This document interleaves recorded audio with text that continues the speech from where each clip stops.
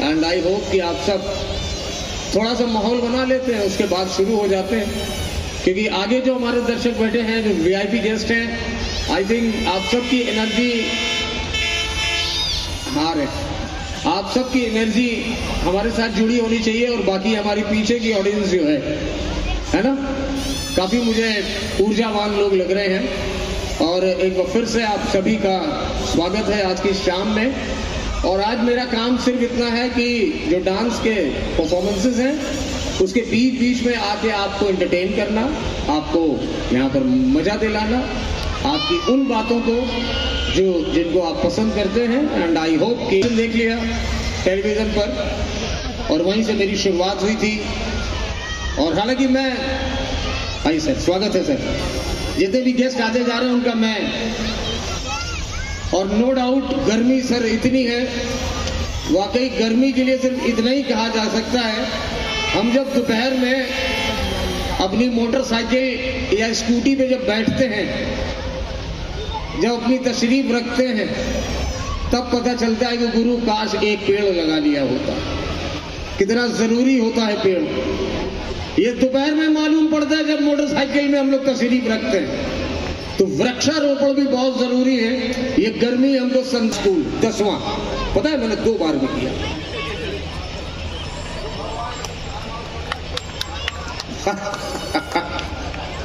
क्या सर, आपकी आवाज बहुत अच्छी है, आपकी आवाज बहुत अच्छी है वाकई। अगर आपने थोड़ा ध्यान दिया हो अपने ऊपर तो वाकई में कमाल की वॉइस है आपकी, वॉइस ओवर आर्टिस्ट हैं आप। मैं नाम भूल गया सर आपका। हाँ बहुत सही, मैं सर मिलूंगा आपसे। तो मैं इतना पढ़ने में तेज था, है ना, कि मतलब बता ही नहीं सकता। हाई स्कूल मैंने 2 बार में किया। तो देखा जाए जो होगा, इतना मत डालो अपने आप को। अच्छा, बातें शुरू होती कहां से हैं? हमारे यहाँ लोगों का जवाब, इतना एक्सीलेंट जवाब है यूपी वालों का। खासकर मैंने मुरादाबाद में एक से पूछा, बहुत प्यार से सुनिएगा, दोपहर की घटना, क्योंकि मैंने देखा कि आजकल आम का सीजन बहुत आ रहा है, दशहरी वाला आम आ रहा है। तो मैंने मुरादाबाद के एक आदमी से पूछा, मैंने कहा भैया भाई साहब ये बताओ, ये आम कहाँ, मुरादाबाद में आम कहाँ होता है? उसका जवाब जानते हैं क्या था? सिर्फ मैंने पूछा मुरादाबाद में आम कहाँ होता है? भैया बोला आम कहाँ, यहाँ सब खुले आम होता है। जवाब देखिए लोगों के। मुरादाबाद में जैसे ही मैंने वो फाटक क्रॉस किया, और पता नहीं यहाँ की कॉमेडी थी या लोगों ने इतना अच्छा पोस्टर लगा रखा था, मुरादाबाद जैसे ही मैंने फाटक के अंदर से प्रवेश किया, पहला पोस्टर देख के मेरी आंखें गीली हो गई। जानते हैं पोस्टर कौन सा था? बाटा शूज मुरादाबाद में आपका स्वागत करता है। तुमने यार इसको बदल दो भाई, ऐसे स्वागत करोगे? तो कॉमेडी तो सर हम लोग कहीं से भी निकाल लेते हैं, और कॉमेडी के लिए हमें कहीं जाना नहीं पड़ता। अभी देखा आपने डांस, ये आजकल के गाने, आजकल का डांस, और इनको बिगाड़ा जानते हैं किसने सर? ये डीजे वाले बाबू ने। जब से ये डीजे वाले बाबू का गाना आ गया, इस साले अपने आप को नगर निगम का बाबू समझते हैं और कुछ भी कर देते हैं। कोई भी गाने पे आपको डांस करा देंगे भाई, अपना म्यूजिक डाल देंगे, अपना एड डाल देंगे, अपना विज्ञापन डाल देंगे। अब एक फ्लोर लगा है डांस का, एक आदमी आया डांस करने, उसको गाना कौन सा करवा रहे हैं? पुराना गाना, लेकिन उसमें म्यूजिक ऐसी भर देंगे कि आदमी का दिल मचल जाए। अब वो बेचारा आदमी डांस करने आया, फ्लोर, लाइट्स, कैमरा सब चल, यार डीजे वाले ने गाना लगाया, कागज कलम दवात ला, लिख दो दिल तेरे नाम करूं, दिल क्या तू जान भी मांगे तो दे दूं। अब बताओ आप इस पे डांस कौन कर लेगा? इस गाने पे डांस कौन भजन कर लेगा? आप बताओ जरा। लेकिन उसमें म्यूजिक डाल देते, कागज कलम दवात ला,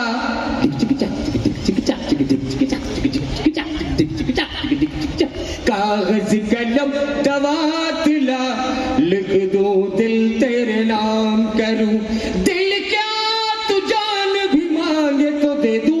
Pappu DJ DJ, Pappu Pappu DJ DJ, Pappu Pappu DJ Pappu.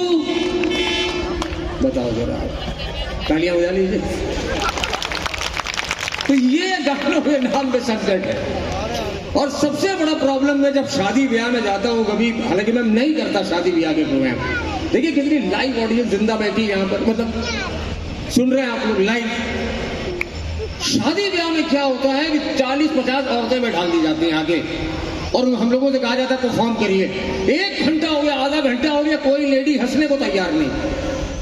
बाद में पता चला वो पार्लर वाली कहीं के भेजती है, मैडम ज्यादा हंसीएगा नहीं, चटक जाएगा। बिकॉज 1 चार का मसाला है। ये पार्लर वाली को मेरा सलाम। हालांकि ब्यूटी पार्लर का हिंदी नाम मैंने ढूंढ लिया, ब्यूटी पार्लर का हिंदी नाम सुंदरकांड। हाँ भाई, वहां ऐसे ऐसे कांड होते हैं। आदमी लेके गया अपनी वाइफ को, बोला जल्दी आना, बोली बस 10 मिनट। 1 घंटा हो गया, आदमी परेशान। पड़ोस में से एक आदमी गुजरा, कहना भाई साहब वो अपनी पत्नी से मेरा काम है। बोली हाँ भाई साहब बताइए। कहना बहन जी जरा मेरी पत्नी को बुला देंगी, वो प्लीज पार्लर गई है, 1 घंटे से बाहर नहीं आ रही। वो औरत घुमा के बोली कमीने मैं ही हूं। अब सोचो आप, 1 चार का मसाला क्या न करते, है ना। हालांकि मैं महिलाओं पे कभी जोक करता नहीं हूं, क्योंकि महिलाएं हमारे देश का सम्मान है, और महिलाओं का कितना आजकल आदर सम्मान हो रहा है, और होना भी चाहिए, क्योंकि हमारे देश में सबसे ज्यादा तरक्की अगर किसी ने की है तो हमारी देश की महिलाओं ने। तालियां बजाइए एक बार। हर जगह है, 33% आरक्षण इनके पास है, सब कुछ महिलाएं हैं, सब कुछ लेडीज हैं। हम लोग तो साली जैसे बाढ़ से बह के आए हैं, तो सब कुछ महिला। लड़कियों बढ़ाओ, लड़कियां पढ़ाओ, हम लोग जैसे लग रहा घूरस बह के आए। लेकिन नो डाउट हर डिपार्टमेंट में महिलाओं ने देश में तरक्की की है, चाहे वो हमारे देश का रक्षा मंत्रालय हो, चाहे हमारे देश का स्टेशन हो, प्लेटफॉर्म पे ट्रेनों में भी लड़कियां चला रही हैं, हवाई जहाज लड़कियां चला रही हैं, देश की सेवा लड़कियां कर रही हैं, एरोप्लेन लड़कियां चला रही हैं। बस एक डिपार्टमेंट ऐसा है जहां पे महिलाएं नहीं है, वो है हमारे देश के फायर स्टेशन। वहां पे कोई महिला नहीं है, क्योंकि वहां पे काम होता है आग बुझाने का।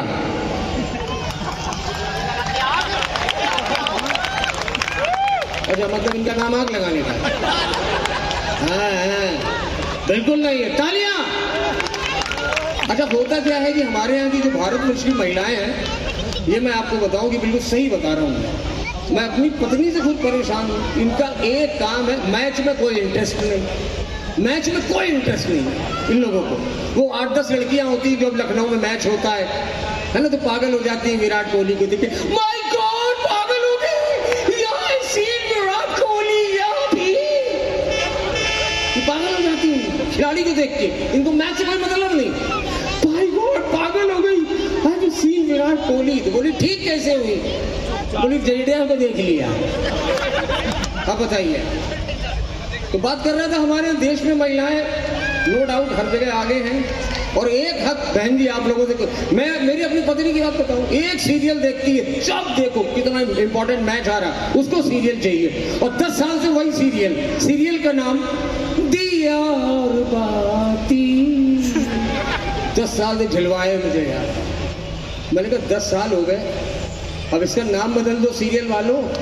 पत्नी बोली क्या रखवा दे? हम कहा रखवा दो अखंड ज्योति, साली बुझी नहीं रही है 10 साल से। ये हमारे टेलीविजन की सीरियल, अजीब सीरियल।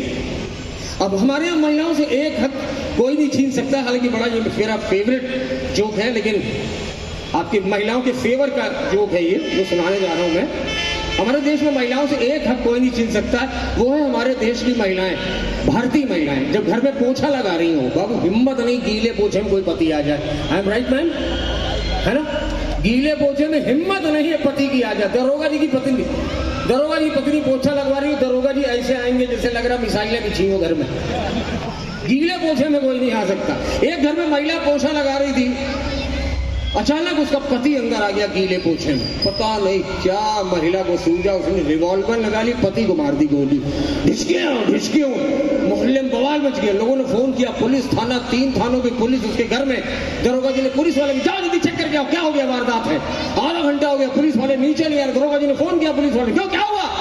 अरे बोले साहब बहुत गजब हो गया साहब, एक महिला पोछा लगा रही थी, उसका आदमी साहब गीले पोछे में आ गया साहब, उस औरत ने उसको जो है पति को गोली मार दी। बोले तुम लोग क्या करो, गिरफ्तार करो। बोले साहब कैसे गिरफ्तार करें? क्यों? बोले साहब पोछा अभी भी गीला है। ये भी बड़ा जरूरी है ना। और वैसे भी हमारे यहाँ देश में महिलाओं को हमेशा आगे किया गया है और उनको नमस्ते, क्योंकि हमारे देश की शक्ति वाहिनी है ये महिलाएं हमारे देश की। और अब आइए आते हैं हमारे देश में जो घट रहा है इस समय, जो चल रहा है इस समय, वो हमारे देश में कितना अजीब सा चल रहा है। विज्ञापन, हर जगह विज्ञापन, कोई भी आप विज्ञापन देख लो, बस समझ ही में नहीं आता कहना क्या चाहते हो भाई। इतनी अजीब अजीब चीजें लग गई हैं। हालांकि I am very thankful to, आज पुलिस मुझे सुन रही है एंड थोड़ी तालियां बजा दीजिए पुलिस प्रशासन के लिए। बहुत अच्छा काम किया है आप लोगों ने। मैंने तो पूछा एक पुलिस वाले से, हमने कहा भाई साहब ये बताओ तुम लोग डंडा कहाँ लिए रहते हो? बोले हम कहाँ लिए रहते हैं, सरकार दिए रहती है। लेकिन तब भी 24/7 की पुलिस ही हमको बचाती। कोरोना में कोई आगे नहीं आया था, हमारे उत्तर प्रदेश की पुलिस सबसे आगे थी। जोरदार तालियां पुलिस के लिए, है ना। लोग कहते हैं वो दाऊद इब्राहिम को कोई नहीं ला सकता, हमका यूपी पुलिस को दे दो बयाना।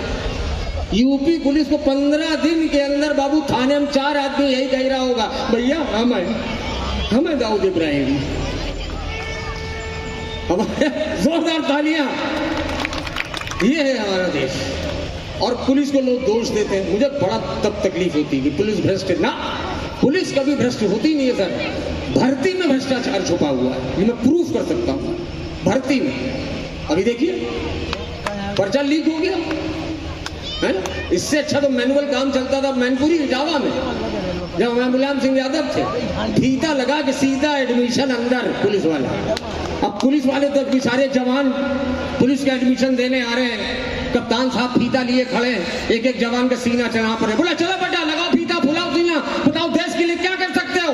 सिपाही बोला सर देश के लिए गर्दन कटा देंगे। बोले सब बात, एक मौका और दे रहा हूँ, लगाओ फीता, फुलाओ सीना, आधा इंच रह गया, देश के लिए क्या कर सकते हो। बोले साहब देश के लिए तन मन धन कुर्बान कर दो। सब बात, आखिरी मौका दे रहा हूँ, जरा सा फीता रह गया, लगाओ फीता, फुलाओ सीना, बताओ देश के लिए क्या कर सकते हो। सिपाही बोला साहब 3 लाख से ज्यादा नहीं दे पाएंगे। थोड़ी तालियां और जोर बजा लीजिए। और देखिए मैं आज परफॉर्मेंस नहीं कर रहा हूँ सर, मैं सिर्फ आप लोगों से बातें कर रहा हूँ, क्योंकि परफॉर्मेंस तो आप लोग टीवी पे भी देखते हो, लेकिन आज मैं यहाँ पर सिर्फ आप लोगों से बातें कर रहा हूँ जो हमारे देश में हो रहा है, जो हमारे देश में घटता रहता है। ये वो बातें हैं जो बड़ा इंजॉय दिलाती है हम लोगों को, बड़ा सुकून दिखाती है, ये भी बड़ा जरूरी है। तो इसलिए मैं टॉकेटिव हूँ, आज परफॉर्मेंस नहीं कर रहा हूँ, सिर्फ आपसे बातें कर रहा हूँ, क्योंकि उसके बाद डांस का नंबर आ जाएगा, फिर मैं दोबारा आऊँगा, आज यही कुछ होगा। तो इसीलिए बड़ी अच्छी ऑडियंस है, तो मुझे श्रोतागण बहुत अच्छे हैं, अच्छा से सुन रहे हैं, हमारे लिए बहुत अच्छी बात है। इतना बड़ा हमारा भारतवर्ष, आप सोचिए कितना बड़ा भारतवर्ष, और कितने त्योहार, कितने फेस्टिवल, कितने त्योहार। और अभी पिछले 2 सालों से मैंने देखा है हर एक त्योहार 2 दिन, हर एक त्योहार 2 दिन। रक्षाबंधन कब है अब पता नहीं, 2 दिन है, 16 भी है 17 भी है। वो खिचड़ी का त्योहार कब है, बोले 15 भी है 16 भी है। मैं इंतजार कर रहा हूँ गुरु करवा चौथ का, जिस दिन 2 दिन पड़ गया। भाई ये भूखी शेरनियां करेंगी क्या नहीं मालूम, है ना। तो हम लोग तो छोटी छोटी बातें आपके लिए ढूंढ के लाते हैं, जैसे मिर्च मसाले लगा के, क्योंकि मैं खुद यूपी का हूँ, मैंने पढ़ाई लिखाई यहीं से करी, हाई स्कूल इंटर किया, ग्रेजुएशन यहीं से किया। ये बात इसलिए बता रहा हूँ आप लोग को लगे हम पढ़े लिखे भी हैं, हाँ मैं ऐसा ही नहीं हूँ। लेकिन उस जमाने की एजुकेशन खैर अलग थी, आज की एजुकेशन बिल्कुल अलग है।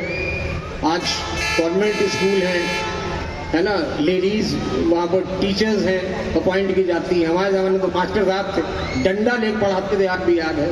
और एक सवाल सबसे पूछा करते, चलो बेटा तुम बताओ, एक ही खेत को 15 आदमी 3 दिन में जोतते हैं, उसी खेत को 20 आदमी कितने दिन में जोतेंगे। बच्चा बोला मास्टर साहब जब एक बार खेत जोत गया तो उसमें उंगली करने की जरूरत क्या है। वहां से पढ़ाई करी हमने। आजकल तो अरे बाप रे बाप, महिलाएं लेडीज टीचर समझी में नहीं आता, पार्लर से सीधे स्कूल आती है, अंग्रेजी में बच्चों को डांटती, आई सेड नो, ऐसे समझाती है, ऐसे डांटती है प्यार से। हमारे जमाने में तो था ही नहीं। आजकल तो पिताजी स्कूल ले जाते हैं बच्चे को स्कूल दिखाते हैं, ये देखो बेटा तुम्हारे स्कूल की बिल्डिंग देखो कितनी प्यारी लग रही है, वो देखो स्विमिंग पूल, वो देखो प्ले ग्राउंड। अच्छा बच्चा स्कूल देख नहीं रहा, स्कूल के टीचर्स देख रहा, कह रहा पापा नो डाउट स्कूल से ज्यादा टीचर्स हॉट हैं यहाँ की। इधर अब टीचर माँ समान होती है। बच्चा बोला तुम अपने चक्कर में क्यों रहते हो डैडी। ये है भाई साहब हमारे देश की हकीकत, है ना। इतने प्रॉम्प्ट हम लोग होते जा रहे हैं, इतने एक्सीलेंट होते जा रहे हैं, इतना जवाबी होते जा रहे हैं कि हमारे पता ही नहीं चलता कि हमारे देश में हो क्या रहा है। क्योंकि आजकल की हमारी जनरेशन कहते हैं